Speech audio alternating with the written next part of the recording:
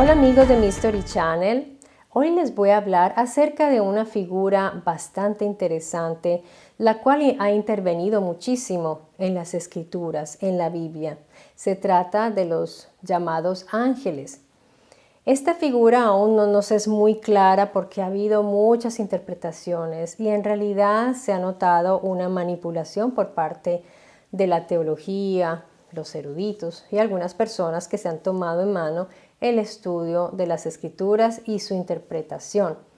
Vamos a fijarnos específicamente en un texto de Daniel, por ejemplo. Daniel, que entre otras cosas es un libro considerado por el canon católico como un libro profético, quizás uno de los más importantes, pero en realidad si nos fijamos en el canon hebreo no es así. En la Tanakh, que es la Biblia hebrea, que reúne los libros de la Torá, los Nevi'im y los Ketubim, podemos notar que Daniel en realidad está en los Ketubim, que vienen siendo libros que son simplemente textos, no son libros de profetas mayores o algo así.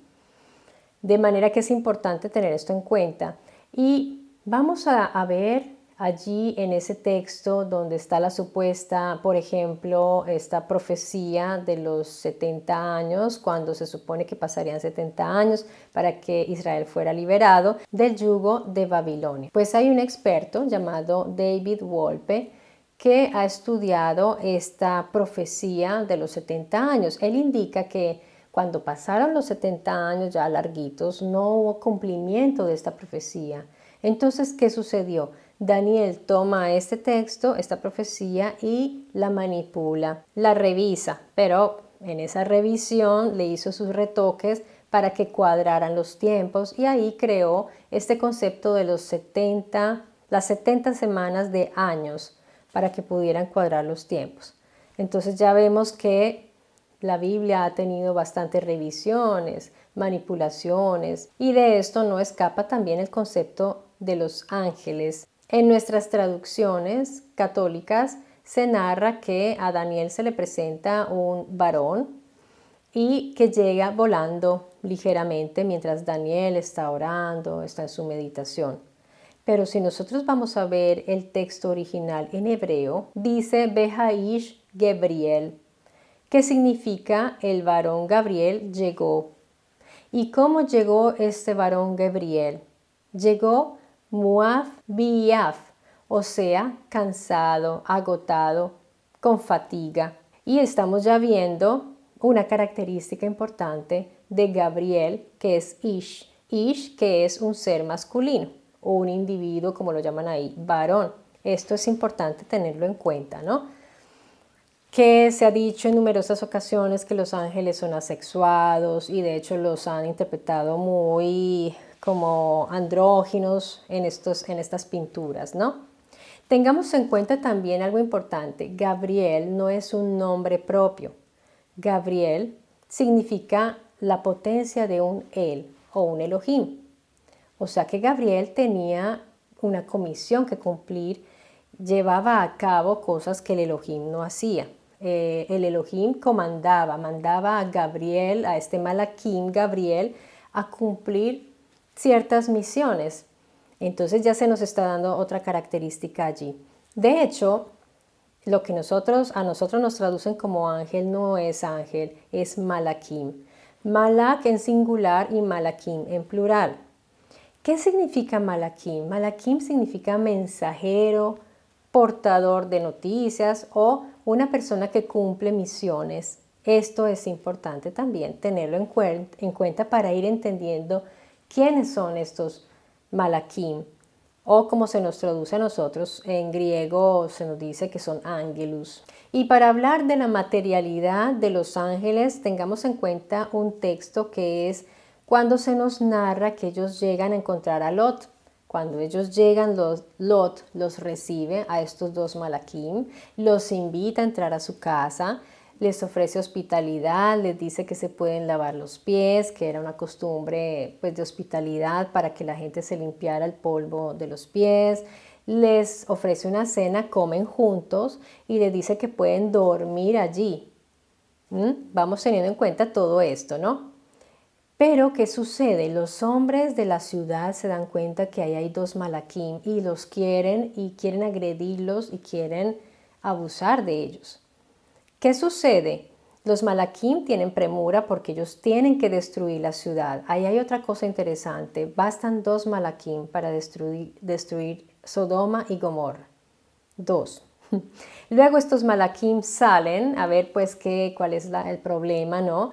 Y vuelven ciegos, de alguna manera hacen que todos estos hombres, varones, adultos y niños pierdan la vista.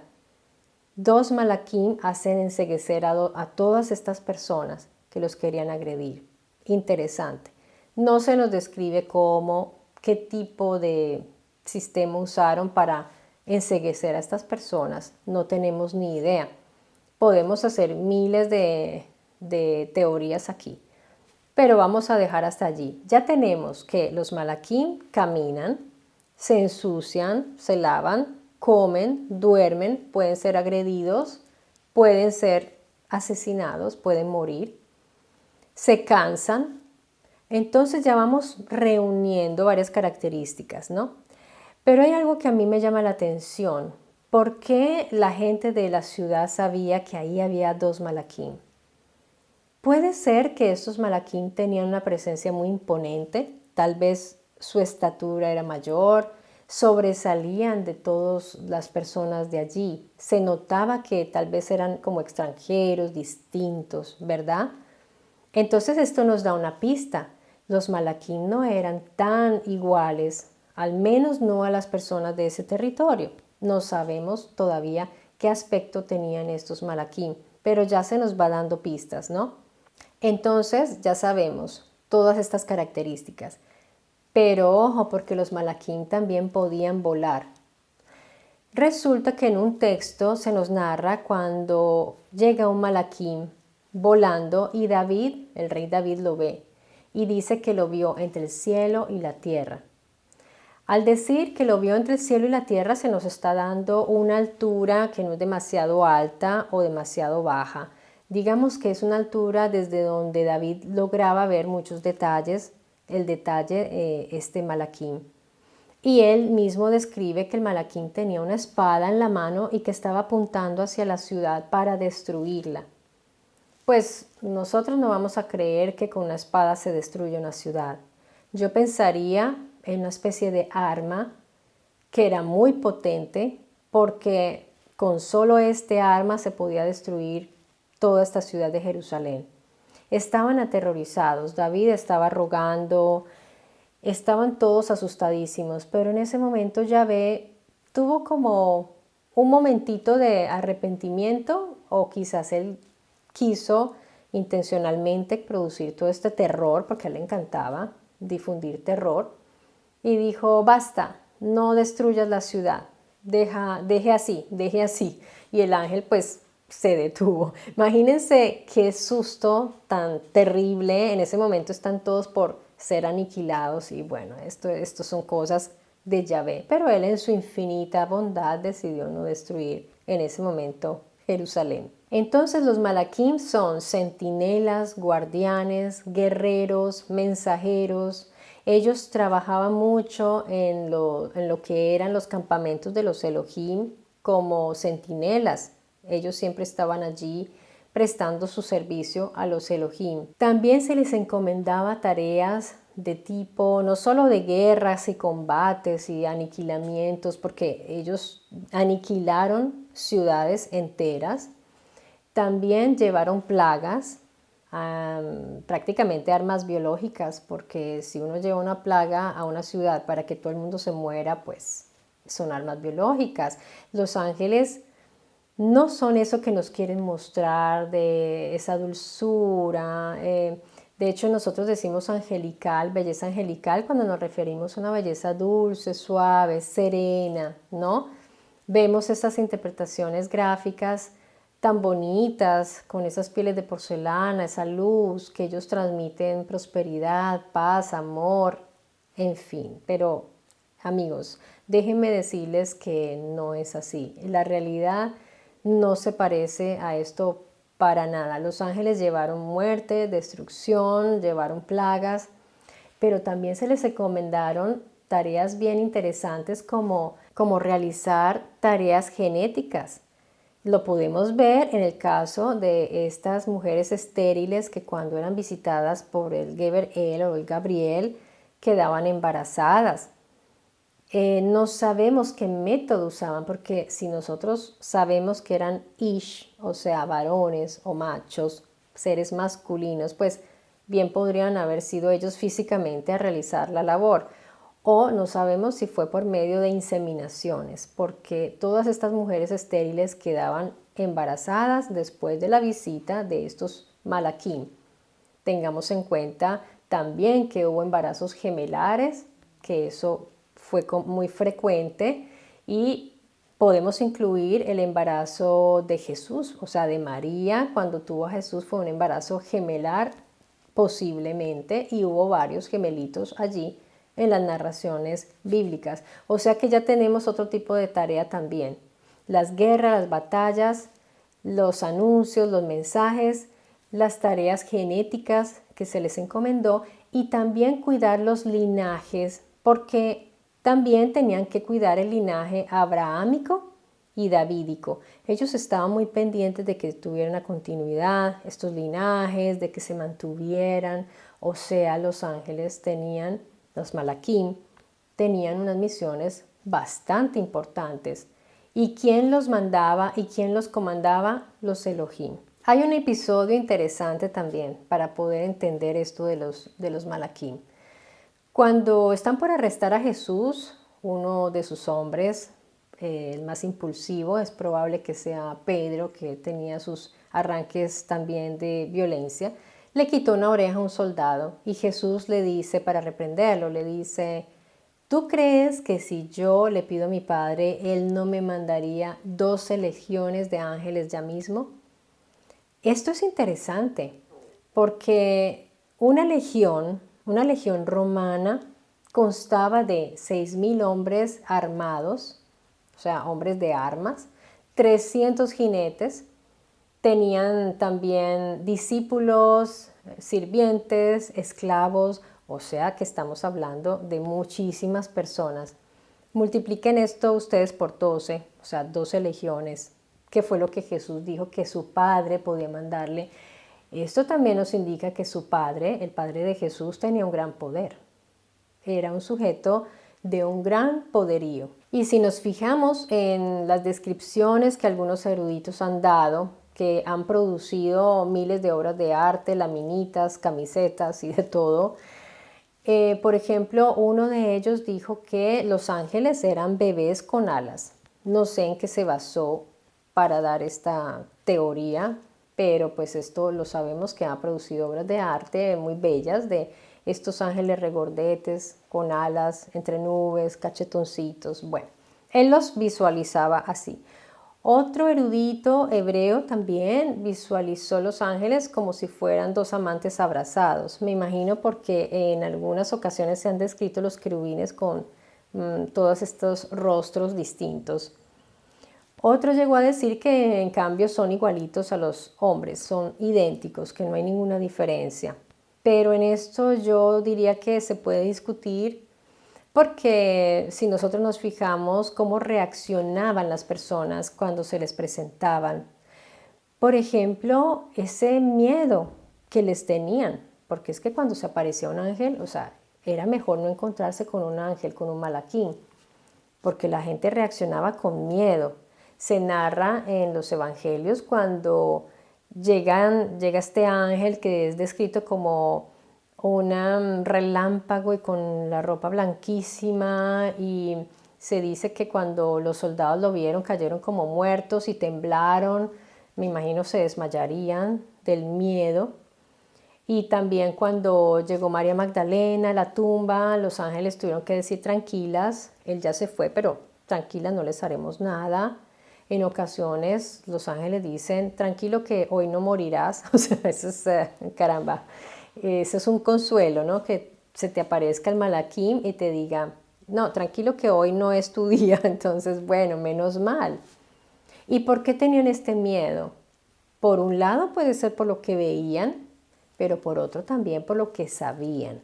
Ellos sabían lo que los Malaquim en pasado habían hecho, que habían asesinado un solo Malaquim a 185,000 soldados asirios. Si uno conoce esas noticias, pues uno se preocupa si se le aparece uno de estos personajes allí. Uno dice, caramba, ¿qué va a pasar? ¿Por qué llegó? ¿Por qué vino? De pronto es solo un mensaje, pero de pronto es algo más. Entonces ya hemos visto que cuando ellos aparecían, producían efectos fuertes, ¿no? Desde embarazos hasta muertes masivas, enfermedades y bueno, muerte y de todo, ¿no? Interesante el estudio que realizó Luigi Moraldi, que es un experto, un gran experto, que inclusive él es consultado por exégetas, por filólogos. Él dice que cuando se presentaba el carro de Yahvé, las escrituras dicen que se sentían los coros angelicales y que se sentía una brisa divina, ¿no? Pero en realidad él dice, a mí me parece que el carro de Yahvé producía era un sonido, no cantos angelicales, un sonido. Y ese moverse del aire es natural, porque si ustedes ven despegar un Boeing o lo ven aterrizar, pues esto produce un aire fuerte, uno se despeluca, ¿no?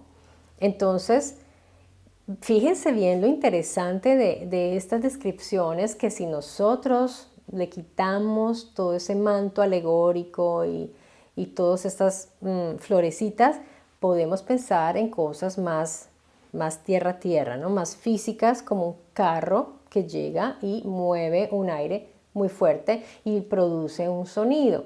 Interesante también que en Enoch, por ejemplo, se habla de 23 clases de carros distintos, y pues Mauro Viglino con unos ingenieros aeroespaciales se pusieron en la tarea de diseñar estos carros y estas máquinas basándose en las descripciones bíblicas, y vino afuera una cosa muy interesante, muy bonita, que son todos estos diseños que ellos ven como algo que es viable, que se pueden hacer y pueden funcionar. En las cortes angélicas hay unas jerarquías, y se habla de que los serafines son los más cercanos a los Elohim.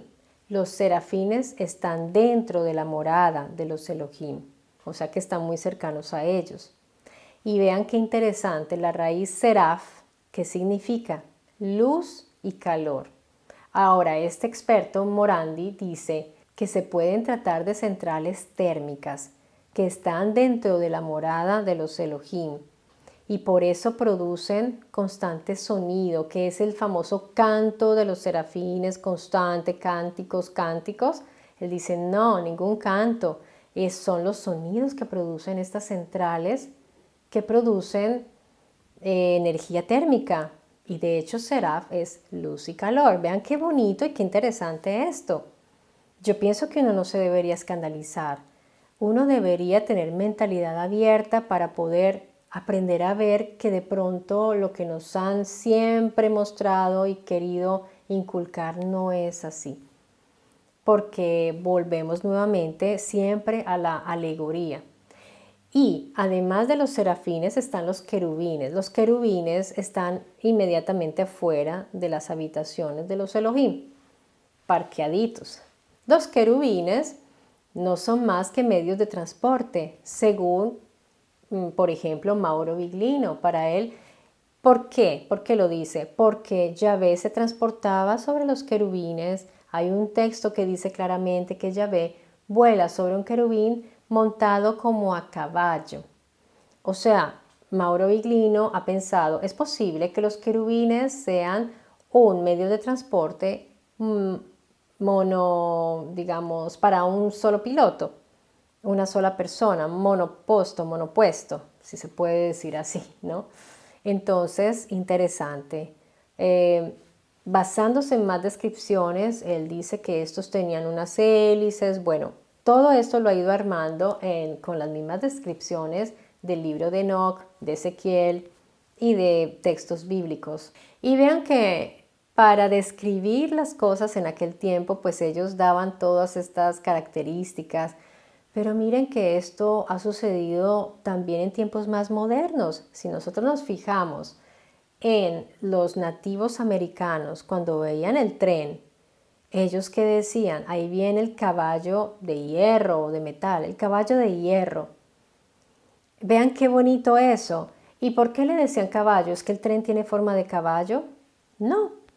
El tren tiene potencia, tiene velocidad, transporta, lleva gente, mercancías. ¿Ven? Ahí se pueden ustedes dar cuenta que si uno no tiene la terminología para llamar un objeto que no tiene identificado, que no conoce, pues que da características. Características que sí conoce y que son directamente relacionadas con el objeto. Por esto podemos entender por qué los antiguos hablaban de carros de fuego, de caballos, carros tirados por caballos. Hay unos textos que son impresionantes, que prácticamente si uno se quita toda esta figura alegórica, uno se imagina la nave nodriza y los drones saliendo o las naves más pequeñas saliendo de la nave por las descripciones que ellos dan. No se trata de uno caer en el delirio y de la imaginación.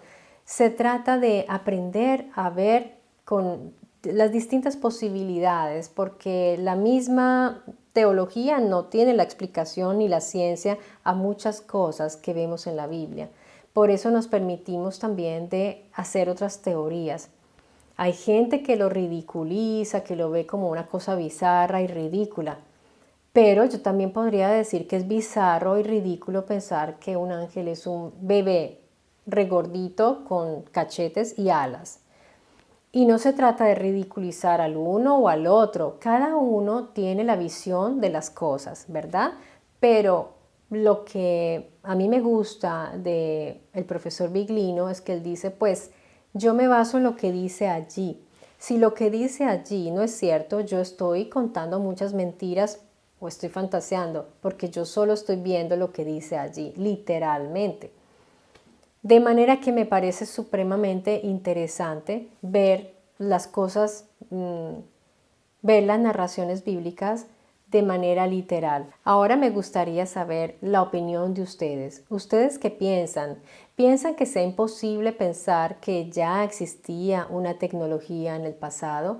¿Cómo podemos saber que no existía? Hay algunos hallazgos arqueológicos, muchos hallazgos arqueológicos que nos han ido mostrando que es muy posible que sí había ya tecnología en el pasado. El problema es que todo esto ha quedado por fuera de la narrativa oficial de la arqueología y de la ciencia porque ellos no quieren absolutamente, digamos, caer como en el escándalo o ser tachados ya de pseudoarqueólogos, porque es así, inmediatamente nos convertimos en pseudo algo cuando no estamos dentro de esa narrativa oficial.